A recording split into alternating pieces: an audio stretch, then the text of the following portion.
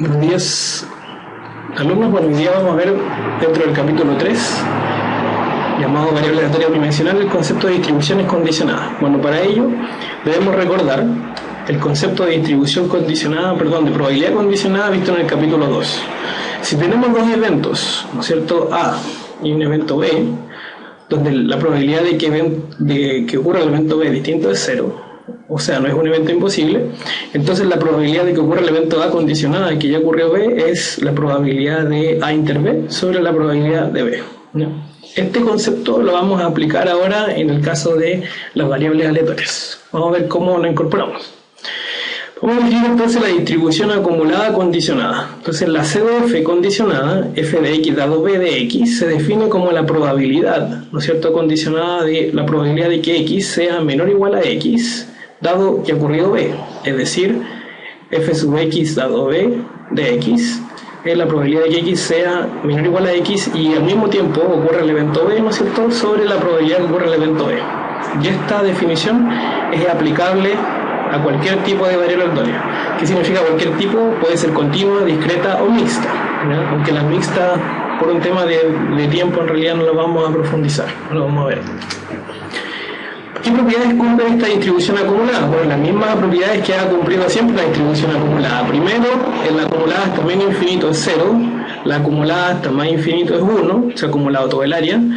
La acumulada, como es una distribución que acumula probabilidades, siempre se debe encontrar entre 0 y 1. Si tenemos dos valores, x1 y x2, donde x2 es mayor que x1, entonces la acumulada hasta x2 tiene que ser al menos lo que ha acumulado hasta x1, ¿sí? Y la probabilidad de que x se encuentre entre x1 y x2 dado b es la acumulada hasta x2, es la acumulada condicionada, ¿no es cierto?, menos la acumulada evaluada en x1 condicionada en b.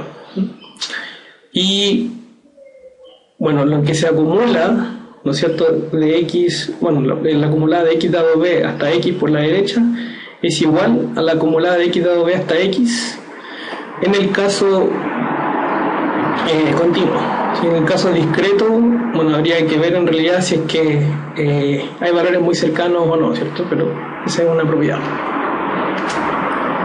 Vamos entonces a ahondar un poco ahora el caso discreto y el caso continuo. Vamos a partir con el caso discreto, ¿no?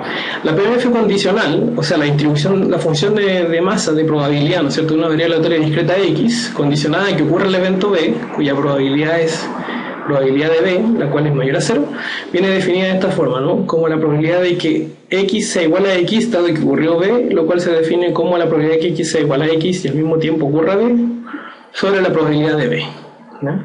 Bueno, acá está la explicación, ¿no es cierto?, de por qué en el fondo la distribución es legítima, ¿no? Si uno suma efectivamente todas las probabilidades, eso da 1, lo cual la convierte en una función de masa legítima. Vamos a ver el concepto de valor esperado, pero para una variable aleatoria discreta condicionada. Entonces los conceptos siguen siendo iguales. En este caso el valor esperado de x dado b es la suma de los x por las probabilidades de x dado b de x, o sea, por la función de masa condicionada b. Y si quiero calcular el valor esperado de una función de la variable aleatoria x, es la misma idea. Entonces en vez de calcular esa, en vez de ocupar x, ocupamos h de x por la probabilidad de x dado b en x, ¿sí? O sea, en el fondo por la función de masa condicionada de x al evento b. Veamos este ejemplo. Vamos a desarrollarlo en Excel simplemente por una facilidad de escritura.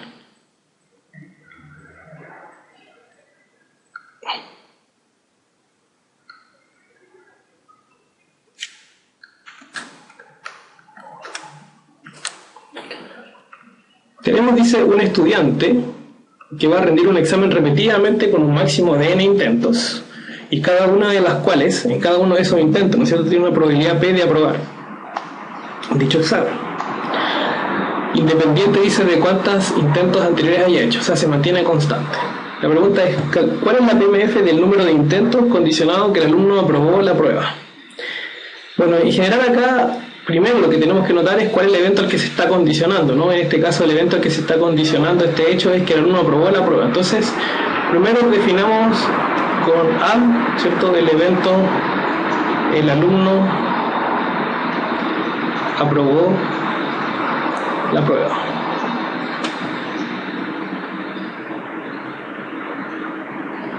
Luego, intentemos calcular la probabilidad de ese evento. Entonces, nosotros sabemos que, y para ello vamos a definir otro evento A sub i. El alumno aprueba en el intento i. ¿Sí? Acuérdense que el estudiante tiene n intentos. ¿Sí? Entonces i va desde 1 hasta n. Por lo tanto, en el fondo la probabilidad de que el alumno apruebe la prueba, ¿cierto? Digamos que el alumno apruebe, no aprobó. ¿Sí? No en pasado, sino que la probabilidad de que el alumno apruebe la prueba es la probabilidad, ¿no es cierto?, de que el alumno lo apruebe en el primer intento, o, ¿no es cierto?, el alumno lo apruebe en el segundo intento, o en el tercer intento, o y así sucesivamente hasta el enésimo intento, que es el último que tiene. Ahora bien, estos eventos son disjuntos y mutuamente excluyentes, ¿sí? O sea, en el fondo, si yo uno todos estos eventos son disjuntos o mutuamente excluyentes y son exhaustivos, ¿no? Si uno todos estos eventos me va a dar todas las posibilidades y además no pueden suceder simultáneamente, ¿vale? Si el alumno o aprueba el primer intento, o la aprueba el segundo, o la aprueba el tercero, pero no puede pasar de que la aprueba el primero y el segundo, porque si no, no sigue rendiendo el examen. Por lo tanto, esto que está acá se transforma simplemente en la sumatoria desde 1 hasta n de las probabilidades de los A sub i, ¿vale? Es decir, de las posibilidades de que lo apruebe al primer intento o al segundo hasta el enésimo. Veamos cómo podríamos desarrollar esa expresión, ¿no? Esto sería la probabilidad de A1 más la probabilidad de A2 más hasta la probabilidad de AN. Para que el estudiante apruebe el primer intento, dice acá que tiene una probabilidad P de aprobarlo. Por lo tanto, la probabilidad del primer intento sería P. Luego, la probabilidad de que apruebe el segundo intento, necesariamente en el primer intento debería haber fracasado. Por lo tanto, él fracasa con una probabilidad 1 menos P y queremos que apruebe con una probabilidad P el segundo intento. En el tercer intento, fracasaría dos veces. Fracasaría en el primer intento, fracasaría en el segundo, por lo tanto sería 1 menos P al cuadrado por P, que sería la probabilidad de aprobar el tercer intento. Y así sucesivamente uno puede llegar a interpretar de que esto en el décimo intento sería 1 menos P elevado a n menos 1, o sea, n menos 1 veces anteriores ha fallado, y en el décimo intento acierta. Ahora, esta expresión, ¿a cuánto converge? Bueno, vamos a calcular, vamos a escribir esta expresión matemáticamente. Podríamos escribir como una suma, ¿no es cierto?, desde i igual 1 hasta n de 1 menos P.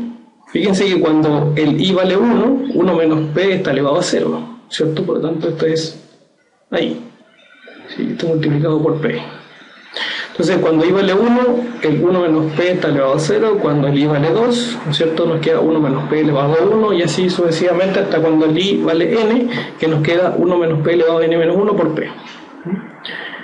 Para calcular cuánto vale esta suma, aunque sabemos que es una serie geométrica, ¿no es cierto?, pero en realidad no es una serie porque no es infinita, es una suma parcial de una serie, vamos a usar el software en Máxima. Entonces, aquí vamos a ir al menú Análisis, luego de Análisis dice Calcular suma. Vamos a escribir acá la expresión, entonces la expresión es 1 menos P elevado, o sea, el gorrito, n elevado a i menos 1, y todo eso va multiplicado por P, o si quieren el P lo pueden colocar adelante como gusten, P por 1 menos P elevado a i menos 1. Bueno, ¿cuál es la variable? La variable es i es el índice de la suma, y ¿de dónde va? Va desde 1 hasta n, y queremos que simplifique, sí, aceptar, y nos da ese resultado. Podríamos tratar de simplificar esa expresión para ver qué da. Entonces vamos a colocar acá simplificar expresión y nos queda 1 menos 1 menos P a la n. Por lo tanto, esa probabilidad sería aquí 1 menos 1 menos P a la n. Esa es la probabilidad de A. Luego lo que queremos es la PMF del número de intentos. Entonces definamos como X, ¿no es cierto? X, la variable de X.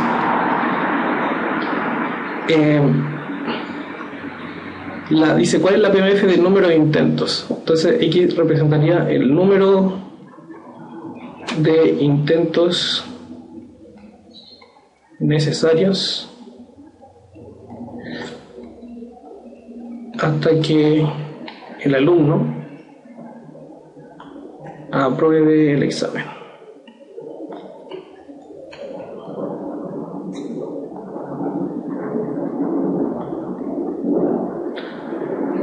Entonces, si X vale 1, su probabilidad es P, ¿no es cierto? Si X vale 2, la probabilidad de que aquello suceda, que apruebe el segundo intento, es 1 menos P por P, ¿sí? Pero como esta es una probabilidad condicionada, una función condicionada al hecho que ya probó, entonces deberíamos escribir esto como P sub X dado A de X, que esto sería simplemente, bueno, en el numerador, en el fondo la expresión debería ser 1 menos P elevado a X menos 1 por P, y en el denominador debería ser la probabilidad condicionada, que es 1 menos P elevado a N, ¿sí? Y esto con X igual 1, 2 hasta N, ¿sí? Podemos corroborar que esta función de masa es legítima. ¿Por qué? Porque si yo hago la sumatoria desde X igual 1 hasta N de la expresión que está arriba, me da lo que está en el denominador, y por lo tanto la probabilidad total es 1, ¿sí? Así que ahí tenemos lo que se nos pedía. Ok, sigamos. Bueno, ahora vamos a ver el caso continuo de una distribución condicionada. Para ello, entonces, vamos a definir la PDF condicional de X para una variable continua, ¿sí? Dado, ¿no es cierto?, con un evento B cuya probabilidad, acá hay un error de tipeo, esto debería ser B. Viene definida por lo que está ahí, ¿cierto? F de X dado B es la función de densidad original dividido por la probabilidad de que X esté en B. Y eso es para todo X en B. Y bueno, acá también lo que tenemos es que esta PDF la podemos usar para calcular probabilidades. Por ejemplo, si queremos calcular probabilidades de que X esté en A, dado que X está en B, por definición sería la probabilidad de que X esté en A y que X esté en B sobre la probabilidad de que X esté en B. Y lo que está arriba, como una variable continua, se definiría como la integral sobre el conjunto, ¿no es cierto?, A inter B, porque simultáneamente tiene que estar en A y en B, de la función de densidad.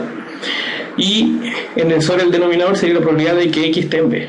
Y al final, como esta función de densidad está dividida, ¿no es cierto?, por la probabilidad de que X esté en B, en el fondo se transforma en la función condicionada de f de X dado B de X, e integramos sobre A, ¿sí? Porque acuérdense que esto ya está definida sobre B. ¿Cómo definimos el valor esperado de una variable continua condicionada? Bueno, de la misma forma que en el caso discreto, ¿no? Sería en este caso, en vez de una suma, sería la integral de los X por f de X dado B de X, ¿no es cierto?, de X de X, y integramos sobre todo los X que están en B. Y si queremos un valor esperado para una función de la variable notoria X, h de X, simplemente reemplazamos X por h de X y la expresión es la misma. Veamos este ejemplo.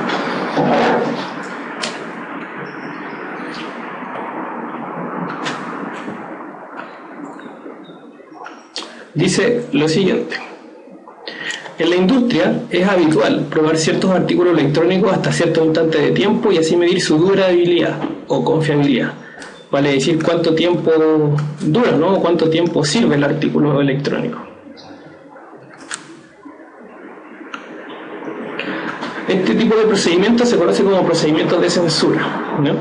En general, uno, por ejemplo, lo que hace en la realidad es que, no sé, por ejemplo, si queremos probar ampolletas, y supónganse que las ampolletas están diseñadas para durar mucho tiempo, o sea, digamos en promedio, no sé, 10 años, imagínense, esa sería una locura, ¿no es cierto?, que las compañías tuviesen 10 años prendidas la ampolleta para ver cuánto realmente duran. Entonces, ¿qué es lo que hacen? Definen un tiempo relativamente razonable, por ejemplo, una semana, 2 semanas, qué sé yo, probar la ampolleta, y luego de eso estiman de alguna forma de ahí en adelante cuánto es lo que más va a durar la ampolleta. Pero de todas formas lo que ellos realizan es un procedimiento de vida acelerado, que se llama, ¿vale? Es decir, simulan la aceleración, digamos, o los 10 años de vida en poco tiempo para poder lograr medir esa diferencia. Bueno, estos procedimientos se conocen como procedimientos de censura. Supongamos entonces dice que cierto componente electrónico se pone a prueba en el instante t igual a 0, ¿ya?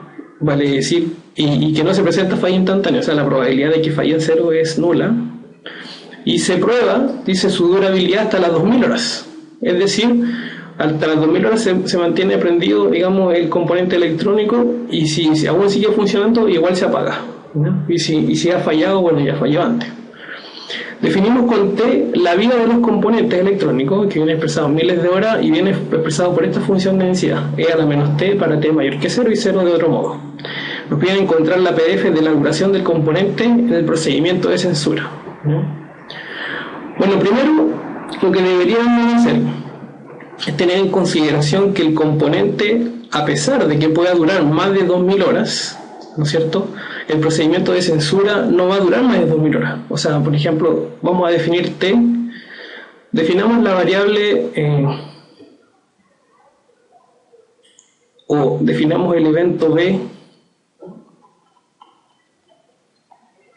como la duración del procedimiento, ¿no es cierto?, de censura.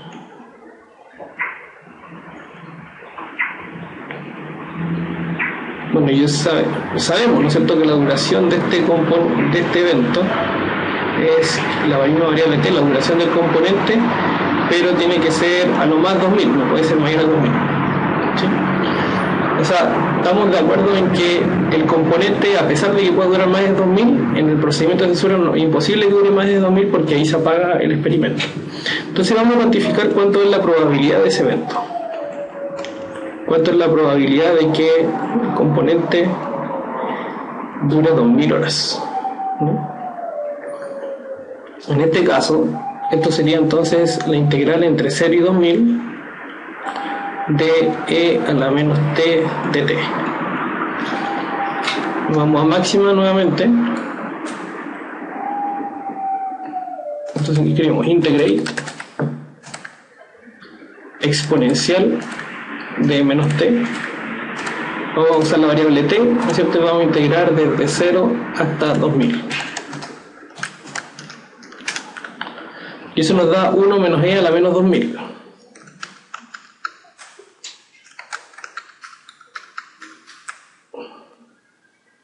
Entonces escribamos acá 1 menos E a la menos 2000. Ok. Y lo que se pide es la PDF de la duración del componente. Entonces el componente nosotros sabemos que más de 2000 horas en el procedimiento de censura, bueno, quizás acá deberíamos decir duración, bueno, sí, vamos a definir acá, queríamos lo siguiente. Creamos la variable X como, ¿no es cierto?, la duración del componente en el procedimiento de censura. Entonces la función de densidad de X, ¿no es cierto?, condicionada al procedimiento de censura, X dado B, sería la función de densidad original de X, ¿cierto?, sobre la probabilidad de que X esté en B. Y esto en el fondo sería E a la menos X dividido por 1 menos E a la menos 2000, y X, ¿no es cierto?, en este caso se encontraría entre 0, o sea, obviamente el componente dura más que 0, pero no más dura 2000. ¿Sí? Y esto se puede corroborar, ¿no es cierto?, que efectivamente es una función de densidad legítima, porque si yo integro esta expresión entre 0 y 2000, me da lo mismo que tengo igual denominador, por lo tanto el cociente da 1.